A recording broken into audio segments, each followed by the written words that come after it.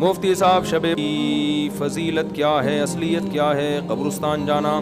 دیکھو, شب برات کے بارے میں میرے آڈیو بیان بھی موجود ہیں, ویڈیو بیان بھی موجود ہیں. چند سال پہلے جب میں ویڈیو بیان نہیں, میرے آڈیو آتے تھے, اس میں میں نے حدیثوں کے نمبر کے ساتھ, پورے ترجموں کے ساتھ, پوری سندوں کے ساتھ شب برات سے متعلق جتنی حدیثیں ہیں 15 شعبان سے متعلق تمام حدیثوں کی سندیں, ان کی سندوں پہ بحث, پورا ایک علمی بیان ہے آڈیو.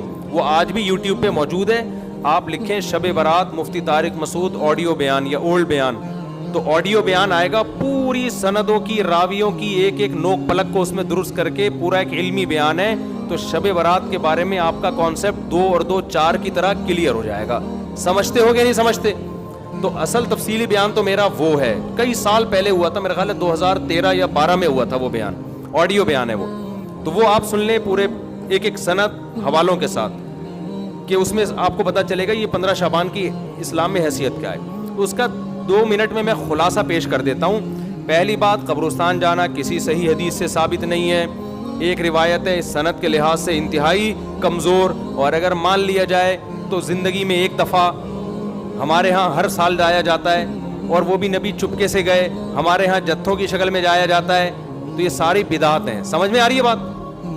ایک تو وہ حدیث انتہائی کمزور ہے سند کے لحاظ سے, اس سے شرعی مسئلہ ثابت نہیں ہوتا. لہذا ہماری رائے یہی ہے کہ 15 شعبان کو قبرستان ثواب سمجھ کے جانا بدعت عمل ہے, اور ثواب سمجھے بغیر جانا بدعت کی تائید ہے. تو نہ جائیں قبرستان. سمجھتے ہو؟ نہیں آ رہی بھائی, ان کو رہنے دو. میں گلا پاگلوں کی طرح پھاڑ رہا ہوں. میں 3 دن سے بیانات کرتے کرتے نا گلا بیٹھ گیا مجھے. تو 15 شعبان کو آپ کو قبرستان جانے کی ضرورت نہیں ہے. کوئی بولے یہ مفتی صاحب نیا دین لیا ہے, نیا دین نہیں بھائی. جتنے بھی 1400 سال سے جو بدعت سے پاک دین ہے وہ یہی ہے. کیوں؟ کوئی صحیح حدیث موجود ہی نہیں ہے, انتہائی کمزور حدیث ہے, اور زندگی میں ایک بار والی ہے. صحابہ سے وہ بھی ثابت نہیں ہے, اور وہ بھی چپکے سے گئے. آپ جتوں کی شکل میں جا رہے ہو. تو یا تو یہ بدعت ہے یا بدعت کی تائید ہے. تو آپ قبرستان پھر چپ ہو جاتے ہیں, یار نہیں جاؤ, یار کسی اور دن چلے جاؤ قبرستان.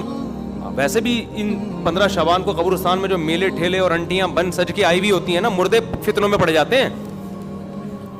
مردے کہتے ہیں مرے کیوں یار, اتنا اچھا ماحول ہے باہر کا.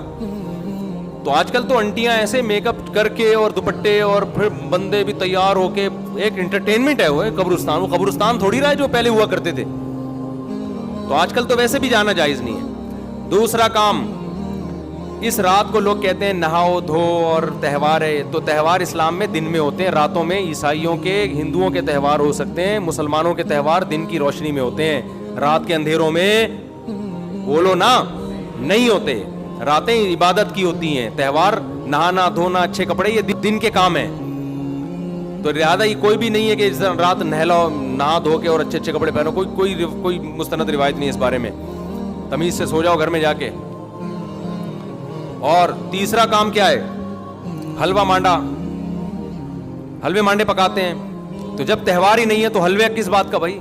حلوے تو عیدوں میں خوشیوں میں ہوتے ہیں نا. تو جب تہوار ہی نہیں ہے, ہمارے تہوار دن میں ہوتے ہیں بھائی. عید الفطر, عید الاضحیٰ, اور جمعے کا بھی دن میں ایک قسم کا تہوار ہے, یہ بھی دن کی روشنی میں. تو آپ نے حلوے مانڈے بھی بولو نا نہیں. پھر اس رات کو تقدیر کے فیصلے ہوتے ہیں. قرآن میں صاف طور پر ہے کہ وہ لیلۃ القدر میں ہوتے ہیں. اور ہم نے قرآن بھی کب نازل کیا؟ رمضان میں اور لیلۃ القدر میں. بالکل واضح قرآن کی آیتیں ہیں. اس کے مقابلے میں جو 15 شعبان والی حدیثیں ہیں جن میں آتا ہے کہ اس رات فیصلے ہوتے ہیں, وہ قرآن کے مقابلے میں جاندار, سند کے لحاظ سے مضبوط نہیں ہے. ان میں اتنی طاقت نہیں ہے کہ قرآن کی آیت کو آپ اس میں ایڈیشن کر دیں.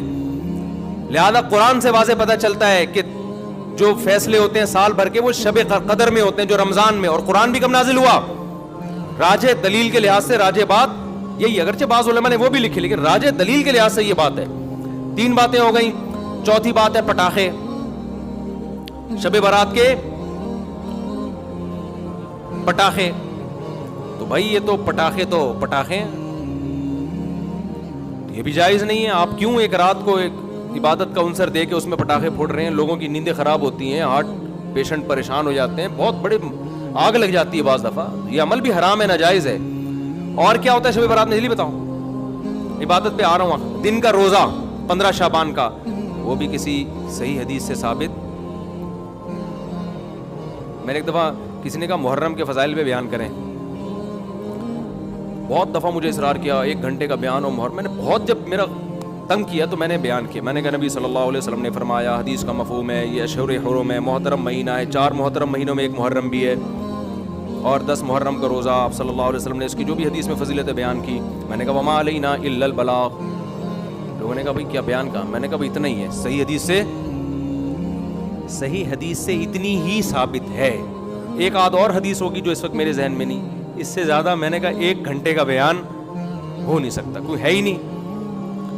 تو آپ کی مرضی کی باتیں ہم نہیں کریں گے, ہم وہ باتیں کریں گے جو اللہ اس کے رسول صلی اللہ علیہ وسلم نے جس طرح بیان کی. خطابت کے جوہر دکھانے کے لیے تو 6 گھنٹے کا بھی بیان ہو سکتا ہے, لیکن اگر آپ نے وہ بات کرنی ہے جو اللہ کے رسول نے بتائی ہے تو جتنی بتائی ہے اتنی ہی آپ کو پارسل کرنی پڑے گی. اپنی طرف سے پارسل کرنے کا ہمارے پاس انتظام, ہم کمپنی ہوتا ہے نا, بعض کمپنی ہے پیک کر کے دے رہی ہوتی ہیں, وہ KFC والوں کے, وہ کہتے ہیں وہ جو کمپنی کی پیکنگ ہے وہ ہم آپ کو دیں گے, اپنا شاپر ہمارا الگ تھیلے میں رکھا ہوا ہے, ٹھیک ہے نا, اس کے لیے الگ آرڈر دینا پڑے گا آپ کو.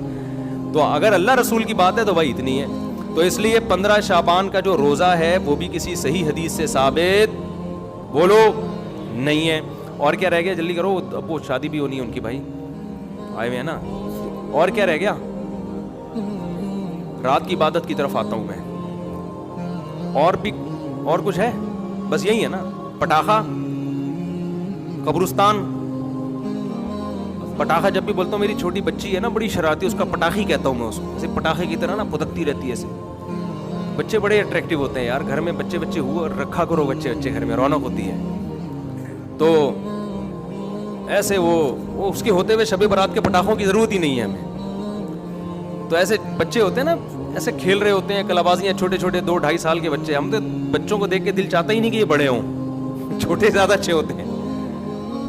تو پٹاخہ یہ ناجائز ہے. حلوے مانڈے, میٹھا ویسے ہی اسلام میں کم ہے یار, تم میٹھے پھوڑ کے اپنے آپ کو. اور تیسرا کیا ہے, میٹھا کم کیسے, لوگ حدیث پہ کے لحاظ سے اشکال کریں گے, پھر کسی وقت اس کا جواب دوں گا. تیسرا ہے نہانا دھونا, صاف کپڑے پہننا. اچھے کپڑے تو ویسے ہی صاف پہننے چاہیے ہر وقت, لیکن اسپیشلی اس رات میں کوئی فضیلت نہیں ہے.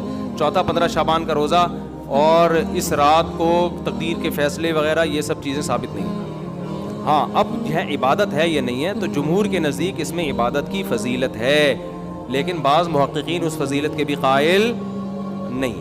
تو اختلافی مسئلہ ہے, اجماعی مسئلہ نہیں ہے اس رات کی عبادت کی فضیلت. لیکن بہرحال جمہور چونکہ قائل ہیں.